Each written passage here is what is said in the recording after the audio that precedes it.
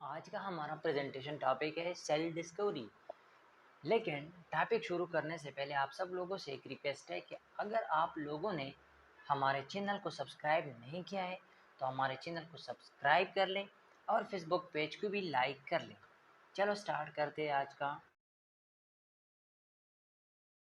Topic, cell discovery. कि cell किसने discover किया है।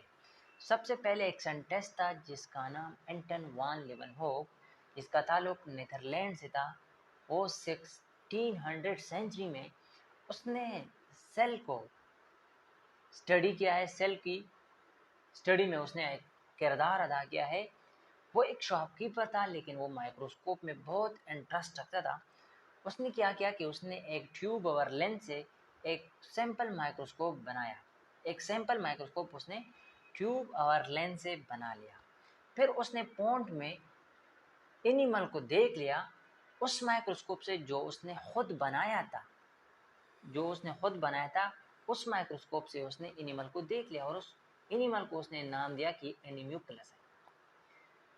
ये पहला पर्सन था, एंटन वान लीeuwenhoek एक पहला पर्सन था जिसने लिविंग सेल को देख लिया था। लेकिन जो एनिमल उसने देख लिया था वो बैक्टीरिया और प्रोटेस्ट थी। एंटन वान लीeuwenhoek एक साइंटिस्ट था जो 1600 सेंचुरी में उसने सेल पर काम किया था। वो नीदरलैंड से ताल्लुक़ रखता था। वो माइक्रोस्कोप में बहुत इंटरेस्ट रखता था। उसने सैंपल माइक्रोस्कोप भी बनाया था।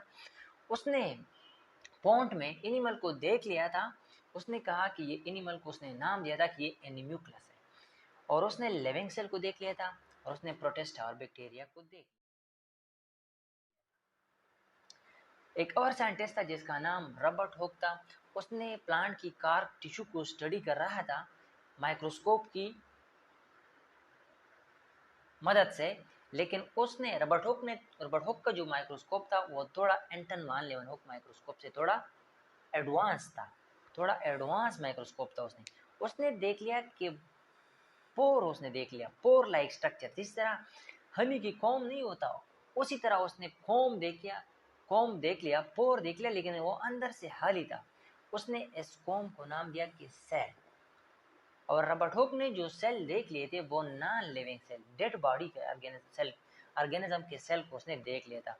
लेकिन उसने पोर लाइक स्ट्रक्चर को देख लिया था और पोर जो लाइक स्ट्रक्चर था वो अंदर से खाली था। जिस तरह हनी के कॉम होता है वो अंदर से जब खाली हो जाता है ना, जब उस इसी तरह का स्ट्रक्चर उसने देख लिया था और उसको उसने नाम दिया था कि ये सेल है। लेकिन 1800 में एक साइंटिस्ट था जिसका नाम मेटिस था, एक जर्मन बार्टोरेस था। 1838 में उसने ये बात कही कि जितनी भी प्लांट है वो सेल से बना हुआ है। ये एमसीक्यूज भी पेपर में आ सकता है और आया भी है कि शील्डन जो होता है वो बार्टोनेस था या ज़वालोजिस्ट था। तो करेक्ट ऑप्शन क्या होगा, बार्टोनेस था। एक और साइंटिस्ट था 1839 में जिसका नाम शीवान था। वो इंग्लिश ज़वालोजिस्ट था। उसने क्या किया, नर्व सिस्टम को स्टडी करा था और उसने कहा कि जितनी भी एनिमल होता है वो सेल से बना हुआ है। शिल्डन ने कहा कि जितनी भी ऑर्गेनिज्म प्लांट है वो सेल से बना है और शिवान ने ये कहा कि जितने एनिमल है वो सारे सेल से बना हुआ है। लेकिन शिवान ने एक और बात भी कही कि जितनी भी सेल है उस पे एक मेम्ब्रेन बॉन्डेड होता है, एक मेम्ब्रेन उसके इर्द गिर्द होता है। उसने उसको कहा कि वो प्लाज्मा मेम्ब्रेन है। उसने ये बात भी कहा कि प्लांट के जो सेल होता है उसमें एक एक्स्ट्रा लेयर भी होता है सेल मेम्ब्रेन से बाहर। उसने उसको कहा कि सेल वॉल है, उसने नाम दिया सेल वॉल।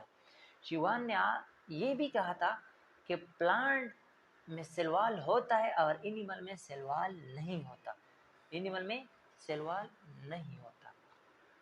फिर उसने इन तमाम पॉइंट को इकट्ठा कर लिया और उसने सेल थ्योरी को प्रेजेंट किया था। और सेल थ्योरी का जो क्रेडिट है वो दो साइंटिस्ट को जाता है, एक का नाम है शील्डन और दूसरे का नाम है शिवान। और सेल थ्योरी की मेन पॉइंट जो होता है वो ये है कि all living organism are made up of cell. जितनी भी लिविंग ऑर्गेनिज्म है, चाहे वो प्लांट है, चाहे वो एनिमल है, चाहे वो बैक्टीरिया है, जो भी ऑर्गेनिज्म होता है वो लिविंग ऑर्गेनिज्म हो, वो सेल से बना हुआ है। एक अवर्सन टेस्ट ने एक अहम पॉइंट को डिस्कस किया था 1855 में। रुडोल्फ वर्चू ने see with own eye that bacteria cell divide into two daughter cells। Rudolf Virchow ने अपने आंखों से ये देख लिया कि बैक्टीरिया सेल जो था, एक बैक्टीरिया सेल दो में डिवाइड हुआ। उसने ये बात फिर कही कि जो न्यू सेल राइज होता है वो प्री एग्जिस्टेंस सेल से राइज होता है, प्री एग्जिस्टेंस सेल से वो राइज होता है। थर्ड पॉइंट सेल थ्योरी का ये है कि all living organism are made up of cell, कि जितनी भी लिविंग ऑर्गेनिज्म होता है वो सेल से बनता है। एक छोटा पॉइंट ये है कि cell is the basic structural and functional unit of living organism, के सेल जो होता है वो स्ट्रक्चरल और फंक्शनल यूनिट है एक ऑर्गेनिज्म